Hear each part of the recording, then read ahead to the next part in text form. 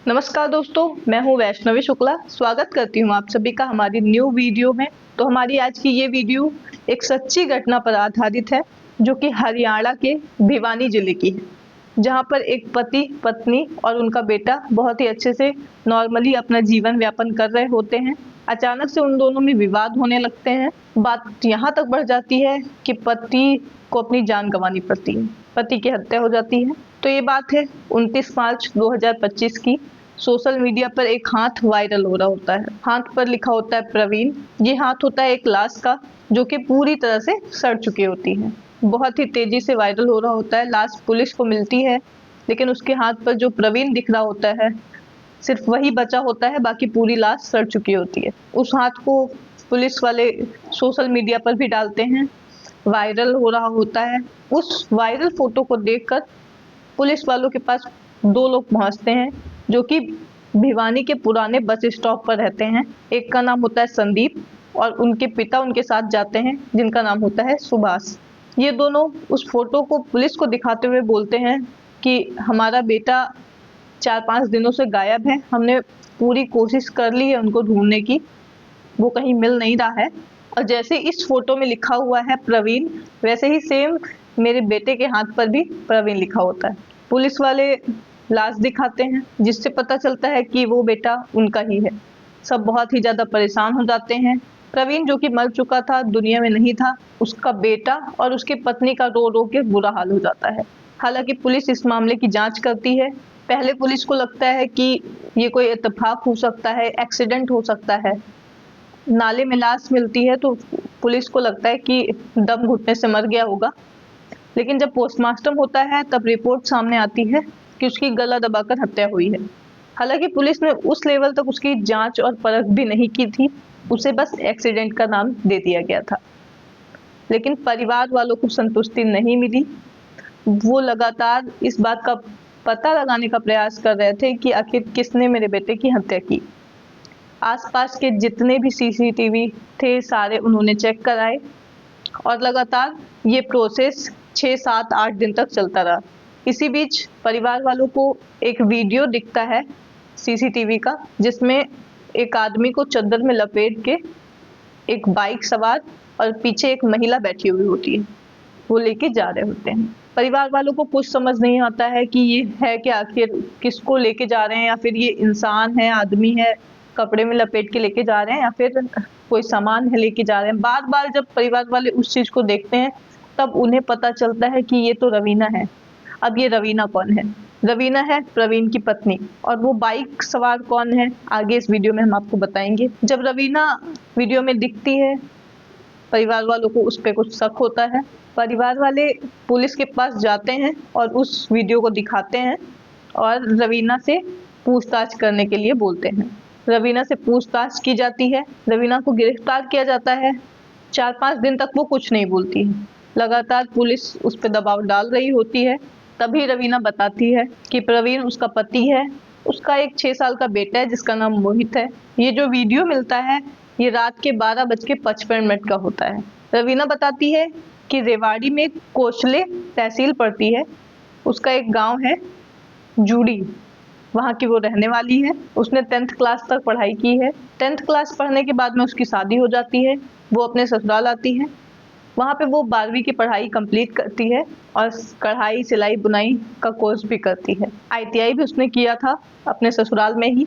तो ये वाक्य जनवरी 2025 का बताया जाता है कि किसी ने उससे बोला कि तुम दिखने में भी अच्छी हो, सुंदर हो, लिपसिंग भी अच्छी करती हो, एक्टिंग भी अच्छी करती हो, तो तुम सोशल मीडिया क्यों नहीं ट्राई करती हो। रवीना को ये बात समझ में आ गई, उसके मन में बैठ गई और उसने सोशल मीडिया पर रील बनाना शुरू कर दिया, वीडियोस बनानी शुरू कर दी।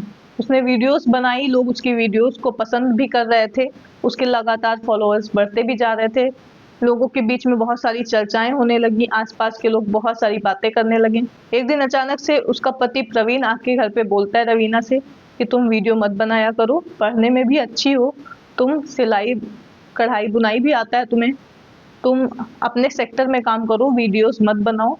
लोग तरह तरह की बातें कर रहे हैं, बोल रहे हैं कि तुम्हारी पत्नी नचनिया है या फिर ऐसी ऐसी हरकतें करती है, वीडियो बनाती है, बहुत सारी बातें लोग कर रहे हैं, कई तरीके की अलग अलग लोग अलग अलग तरह से बातें करते हैं। रवीना को ये बात बुरी लगती है, वो अपने पति की बात को इग्नोर कर देती है और फिर से रील बनाने में जुट जाती है। फिर से इसी बात पर लगातार बहस होने लगती है। कुछ दिन छोड़ छोड़ के लगातार उसका पति मना करता जाता है कि तुम वीडियो मत बनाओ, मुझे ये सब पसंद नहीं है, लोग तरह तरह की बातें करते हैं। लेकिन रवीना को ये सब बुरा लगता है, उसे अच्छा लगता है वीडियोस बनाना। वो सोशल मीडिया पर अलग अलग प्लेटफॉर्म पर वीडियो पोस्ट करती है अपनी। ज़्यादातर वो इंस्टाग्राम पर रील बनाया करती थी। पति से उसकी लगातार बहस होने लगी। अब जो रवीना है वो अपने पति को पसंद नहीं करती थी, दोनों में झगड़े होते रहते थे। ज़्यादातर वो अपने मायके चली जाया करती थी, फिर वापस आ जाती थी, फिर 2-4 दिन नॉर्मल रहता था, फिर से झगड़े होने लगते थे। जड़ थी सोशल मीडिया। उसका पति नहीं चाहता था कि वो वीडियो बनाए, लेकिन रवीना इस बात से बिल्कुल नाखुश थी कि मेरा पति ऐसा क्यों कर रहा है, दूसरों की बातें क्यों मान रहा है, लोगों के कहने में क्यों पड़ा हुआ है। मुझे अच्छा लगता है, मैं अच्छी वीडियो बनाती हूँ, मैं बनाना चाहती हूँ। दोनों में अनबन होने लगी, दूरियां होने लगी। इसी बीच में रवीना की दोस्ती होती है एक सुरेश राघव नाम के लड़के से, जो कि हिसार के हांसी के एक गांव में रहता था, जिसका नाम था प्रेमनगर। 12th पास था लड़का, वो भी वीडियो बनाता था, यूट्यूबर था, लगातार यूट्यूब के दुनिया में अपना हाथ आजमा रहा था। पिता उसके रेलवे में थे और पिता ने प्राइवेट नौकरी भी लगवाई थी उसकी रेलवे में। उसने सिर्फ 2 साल नौकरी की, बाकी उसको कुछ समझ नहीं आ रहा था। उसकी शादी हो चुकी थी 2016 में। उसके भी 2 बच्चे थे। सुरेश राघव जो कि रवीना का दोस्त था, उसकी भी अपने पत्नी से नहीं बनती थी। इधर रवीना भी अपने पति से नाखुश थी। दोनों अपने दुखड़े रोते थे एक दूसरे से, अपनी कहानी शेयर करते थे। धीरे धीरे दोस्ती प्यार में बदल गई और प्यार अवैध संबंध में बदल गया। सुरेश जो कि घर का इकलौता लड़का था, उसकी 5 बहनें थीं, बहुत ही लाड प्यार से पाला गया था। अपनी पत्नी को पसंद नहीं करता था, बहुत कम बोलता था। सुरेश को एक बेटा था और एक बेटी थी। एक दिन ऐसा आया कि प्रवीण घर आता है और बोलता है रवीना से कि तुम्हें वीडियो नहीं बनानी है, आज के बाद तुम्हारा वीडियो बनाना बंद है। बिल्कुल ही परमिशन नहीं देता है वीडियो बनाने की, एकदम से उसका सोशल मीडिया बंद करा देता है। और प्रवीण को पता चल जाता है कि रवीना जो कि उसकी पत्नी है, सोशल मीडिया पर किसी सुरेश राघव से बात करती है। इस मामले में बहुत झगड़ा होता है। 20 दिन के लिए रवीना अपने मायके चली जाती है, वीडियोस नहीं डालती है, वीडियो नहीं डाल पा रही होती है। तो सुरेश का मैसेज आता है, वो पूछता है कि तुम अपना वीडियो क्यों नहीं डाल रही हो, तुम अच्छी सोशल मीडिया इन्फ्लुएंसर हो, क्यों वीडियो नहीं डाल रही हो। तभी रवीना बताती है कि मैं इससे बहुत परेशान हूँ अपने पति से, इसका काम मैं ख़त्म करना चाहती हूँ। दोनों प्लानिंग करते हैं प्रवीण की हत्या की। 20 दिन बाद रवीना अपने ससुराल वापस आ जाती है। रवीना के ससुर जो कि हलवाई थे, ज़्यादातर घर पर नहीं रहते थे।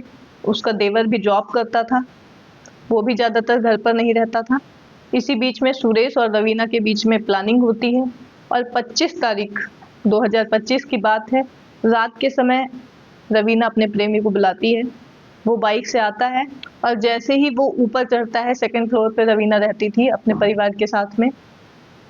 जैसे ही वो ऊपर चढ़ता है, प्रवीण को कुछ आहत होती है कि कोई आया है, लेकिन इन्होंने पहले से ही प्लानिंग करके रखी हुई थी। दुपट्टे का एक फांसी का फंदा बनाया इन लोगों ने।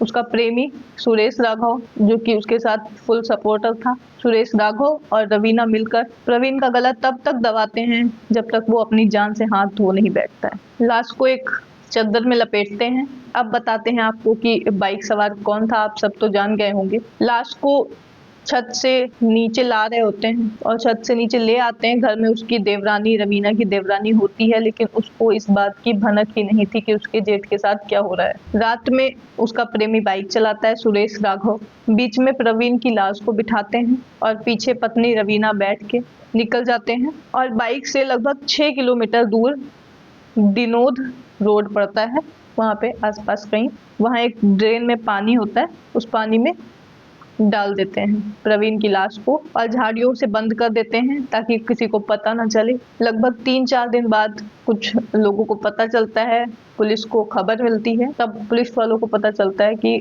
बॉडी सड़ चुकी होती है। लेकिन हाथ पर जो प्रवीण लिखा था उससे उसकी पहचान हो जाती है। प्रवीण जो कि मर जाता है। अब उसके बच्चे का क्या होगा? दोनों से अपना गुनाह कबूल करवा लिया जाता है।